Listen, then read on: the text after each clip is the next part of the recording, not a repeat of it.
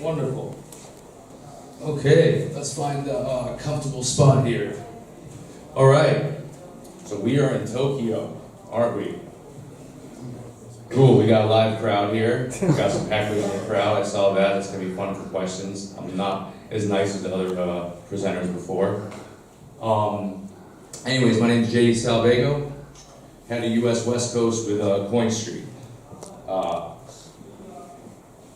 There we go. We're enabling the next decentralized investment banking along with our internal STO platform plus exchange. And a little background, we've been around in the ICO, in the blockchain world. We didn't just get into this business now. We've been experts in this world doing a lot of blockchain advisory on market strategies, ICOs and everything. Primarily in Asia, and then fueling a lot of cross-border global expansion and global penetration from US to Asia, Asia to US, Europe to Asia. Oops, wrong way. All right, here's some of our partners with CoinStreet. Given the fact, well, partnerships are always great, and we had a lot of these even prior to this new adaptation in the market into digitized securities and any other assets, but some of our new ones as we fully moved into this new adaptation. We see GBX with you guys, that's very cool wherever you went. And Gibraltar Stock Exchange, Open Finance out of the US, Securitize, Polymath, and a number of other Ledger as well, a number of other wonderful brands that we're grateful to have these partnerships with. In this new era that we're in the STO, or our platform has STO global in it. I'm a firm believer it's going to be DAO. We're going to be doing just digital assets all around. For me, I really believe in the debt and bond digitization. I think that's going to be phenomenal, even from a point of view of a company wanting to liquidate, right, or create liquidity of an asset, creating the debt or the bond, right? You'll actually be further ahead in line if they go bankrupt. So it's a little bit better than a security, actually. That's my opinion, but as we'll go there later on. And a little background on myself, been in the blockchain world for a long time. A lot of my success has been in Asia. In Japan, they call me the Samurai Gaijin. I don't know if you know what Gaijin means, a white monster. Originally from LA, but I've been in Asia for almost my whole career in blockchain. Asia is phenomenal, highly innovative. Asian culture loves gambling. My theory why they love crypto. I speak, as you can see, around the world a lot, this and that, and work with a bunch of big names, blah, blah, blah. And then next, some more pictures of myself, just to give some validation. You know how it works here. Different speaking engagements. I was at the World Economic Forum speaking there a month ago. I'll move forward to the more fun stuff, because I still got to represent our CEO, Sam, my really good friend. Another expert in this industry, a little older than me, and as you can see, he's founder of too many things, but they're all great projects and great organizations. He co-founded Ethereum China with Vitalik, and built out the community there. He is on the advisory board for economics at the Gibraltar Stock Exchange, which you guys are working with. Some really great stuff with him. Sam's a really great friend. We worked together a lot over the past couple of years, and I officially joined his company top of this year as we were adapting into this new era that we both firmly believed in. Even last year, we were working on stuff. So this is kind of a little breakdown of our company structure. Again, we're in a new era of regulation. Specifically, all we're talking about right now is investments, right?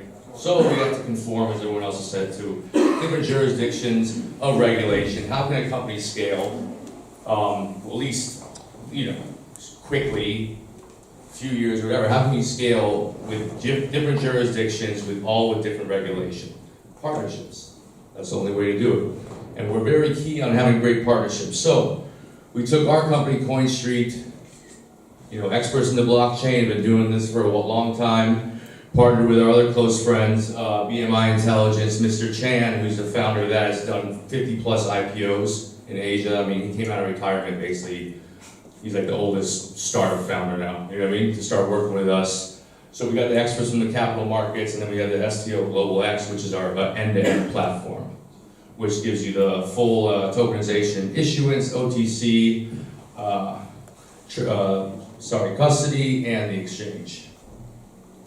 So now we get into, we don't have any water, do we? I was asking everyone for gum while I was waiting. I'm not going to share yours, but thank you though. You're welcome. I'll take you up on a drink later on. All right, so I'm going to go through these slides, right? You know, the whole education process. Before I even get into any of that, it's kind of like common theme right now within the industry, blockchain or FinTech. We definitely noticed it with some of the questions here in the crowd that they were trying to explain. There's a big confusion, misconception of what STOs, digital assets, are. How do they relate to ICOs? Is ICO just a new movement of STO? This and that, blah, blah, blah. So let's kind of just break it down in preschool language. So ICO, utility token. Though they are together, they are completely separate. And they only have a relation because utility tokens were used to skirt regulation around crowdfunding to retail markets. Plain and simple. ICOs were just an investment tool. In America, we have the Jobs Act, crowdfunding, whoop-de-whoop. Okay, utility tokens are going to be here forever. They are a core feature of blockchain technology with multiple uses. Payments, different protocols, all that great stuff, right? So let's try to separate ICO from utility token. They're, you know, in a sense, it's meaningless. You just skirt regulation, that's all it is. Not anymore, as we can see. That's not going to work anymore. STO, right? How does that relate to an ICO? Well, nothing other than utility tokens were built on blockchain, and right now we're going to create assets and digitize them on blockchain. Really not that complicated either, if you really start breaking these things down. That's all this is. Basically, I've kind of been leading with this a lot when I try to like speak and talk about stuff, because the market right now needs a lot of education, it really does. Especially here in Japan, and I was really hoping that things would be moving quicker in this, digital asset era, but they're not. So, I have a great challenge ahead because I love Japan and I work here a lot, and I'm going to continue trying to push this moving forward. But right now we have the stock market 1.0. It's great, a lot of great things. It has its flaws, a lot of intermediaries, takes time. Certain investment models are localized, yada yada, okay? We have the taxi business, right? It's great, it worked. You can call them up. Actually, don't consider Japan as an example, because Japan's taxi business is effing incredible. I mean, I don't even use Uber here because it's so good. So don't count that. Taxi business, it was great, it worked, you make a call. Can I call a taxi and get a taxi from LA and then get a taxi from my friend in New York? I never actually did that, but I really don't think so. Can I do that with a taxi when I'm in LA to a taxi in the UK to pick up a friend? Never tried that either, but I highly doubt that. Uber, which I've never tried to do international, but for the sake of this example, let's just believe in Uber. I can get a taxi, I can get an Uber for my mom from LA. Isn't that incredible? I could probably, there's probably some regulation here, you can't do the same thing internationally cross-border, right? So Uber comes along and disrupts the taxi business. It's the same exact model. Technology facilitated cross-border payments, or at least interstate payments. The whole technology back end, it was just like on steroids. You can see the little car moving, less intermediaries. Everything, right? You can add new stops. So here comes blockchain, right? And with the stock market, capital markets, private markets, public markets, and what blockchain does is facilitate cross-border payments almost instantly with no intermediaries for a fraction of the cost. What else does it do? We have nodes, we have smart contracts. On the spot, we can have settlement within investments, right?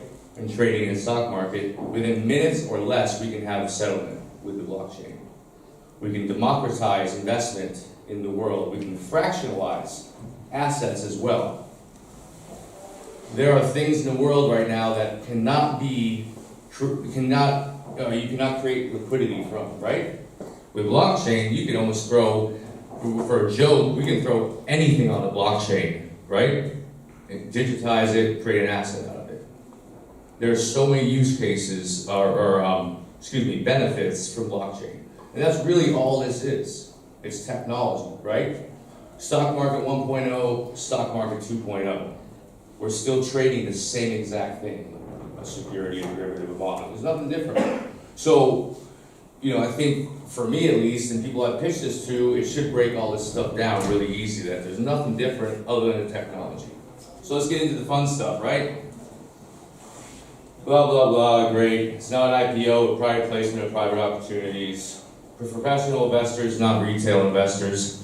My partners love to put that in there. There will be some jurisdictions that will allow STOs for retail.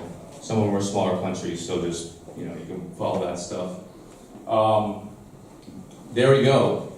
STOs are not merely compliant ICOs, right? We're tokenizing real world assets. Unregulated, access to any kind of retail customer. You can say whatever you want about this white paper or project. Granted, we had a lot of great projects. We had a lot of crap. We had a lot of scams, right? STO again, security token, debt token, bond token, commodity token, whatever. You want to sell wheat, you can tokenize that too. It's just blockchain, that's all it is. Different name for it. What's a security token? It's a tokenized format, digitized securities. Oh wait, I went backwards. My apology. There we go. All right, so we got the market, right? We have private markets, public markets, secondary markets, all with the use of blockchain now will be allow for exponential growth. So we have a wonderful breakdown of the size of these markets, right? Syndicated lending. All of them have problems. Expensive, only local liquidity for syndicated lending, private offerings, illiquid management overheads. You can see there's problems with all this. Blockchain solves this. I'm going to start, by the end of this, I'm going to start sounding one of those crazy blockchain, like burners, right? All those I do. But I'm not. I'm just very passionate about it. With digitizing securities, these are some of the amazing benefits of that. Again, all we're talking about, let's not even talk about securities, let's not even talk about assets. Let's just talk about a disruptive blockchain-based technology that solves problems and creates a better scalable product, just like the taxi.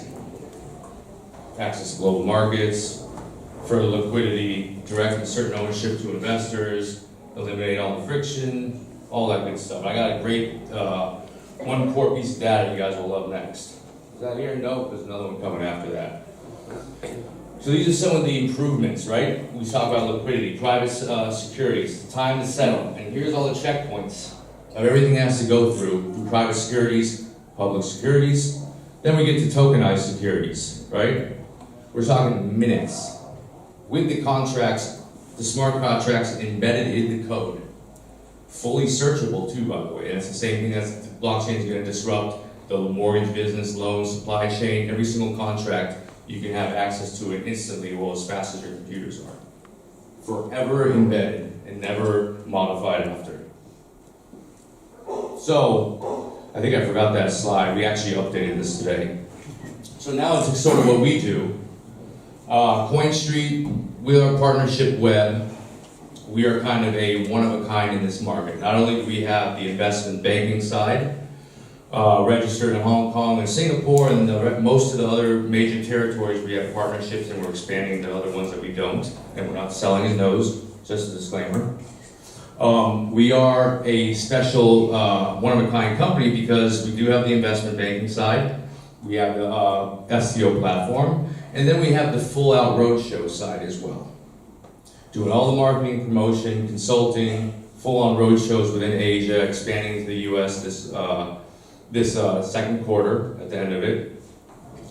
And also within the community of blockchain and with all the projects, we customize packages for STOs, projects, digital asset offerings within the concert circuit or the conference circuit, panels, key positioning like that. Now we get into some of our platform, right? So our platform, it's a tokenization platform with all the KYC, AML. We can handle the issuance. We can handle the marketplace for listing and launching. We handle the OTC custody. And then we have the institutional grade exchange, also with military level security. Our founding project leader and programmer for our platform was one of the head security guys at the India Stock Exchange as well. So this is no crypto exchange, this is fully institutionalized. There's some other great benefits too, which we'll get to. This will be a little flow chart internally. We have a very long deck, so I didn't want to get into every single piece. But this gives you the flow chart of what our back end looks like within our exchange. And the real kicker, which is what we love, because what we're doing, again, we believe in the partnership structure, is we're launching in our own key territories, and then the rest of the world, and also within multiple territories, we are going to be licensing this out to institutions. Once institutions start really coming in, which as we see the US is moving forward fast, which is great. The real kicker again is our third-party API integration. We have full interoperability, plug and play between STO providers, custodial services, market data, digital asset brokerages, and many others. That provides a very flexible and seamless platform for any institution to pick up, or including ourselves, and adapt to the market, take certain pieces, customize our backend however you want. And as a result, we got a great technology platform to issue, manage, and trade tokenized securities. Right now, all our platform is based on the ERC20 token. We did that for a reason, because it's one of the most scalable utility tokens out there. And that is the end. That's my contact if anyone needs anything. We're happy to do demos for our platform. We're happy to discuss any questions. We are always looking to expand in the market. We are open to learn more about anyone in the crowd who wants to get involved. We are highly collaborative. So any questions?